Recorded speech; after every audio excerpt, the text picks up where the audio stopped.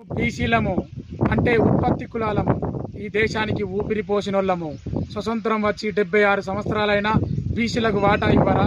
విద్యా ఉద్యోగం రాజకీయాల్లో బీసీల అణిచివేత ఇంకెన్నాళ్ళు? ఈ దేశంలో బీసీలుగా పుట్టడమే నేరమా? ఈ దేశ జనాభాలో సగానికి పైబడి ఉన్న బీసీలకు ఎందుకు ఇంత అన్యాయము? బీసీలు ఓటర్లుగానే ఎందుకు మిగిలిపోవాలి? బీసీలకు రాజ్యాధికారం వద్దా? దేశాల్లో సగానికి పైబడున్న బీసీలు చట్టసభల్లో ఎందుకు అడుగు పెడతలేరు? బీసీలకు ప్రత్యేక రిజర్వేషన్ వద్దా? బీసీలకు కేంద్రంలో ప్రత్యేక మంత్రిత్వ శాఖ వద్దా?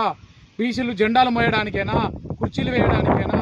బీసీలు సర్పంచ్, ఎంపీటీసీ, బీసీలు ఎంపీలు, ఎమ్మెల్యే కలిసి చట్టసభల్లో అడుగుపెట్టి రాజ్యాంగం అధికారాన్ని దక్కించుకొని రాజ్యాంగ దిశగా కదులుతాము. బీసీలమంతా ఏకమైతాము, మేమంతా ఒక్కటైతాము.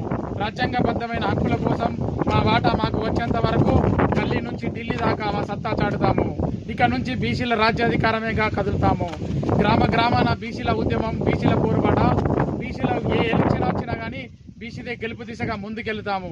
ఇక బీసీలమంతా ఒకదాటిపై వచ్చి బీసీల రాజ్యాధికారం మా చేతులు దిక్కించుకొని బీసీలు సీట్లు అడుగుడు కాదు, బీసీలే దీపంలు ఇచ్చే దిశగా కదులుతాము. ఖబర్దార్, జై బీసీ, జై జై బీసీ.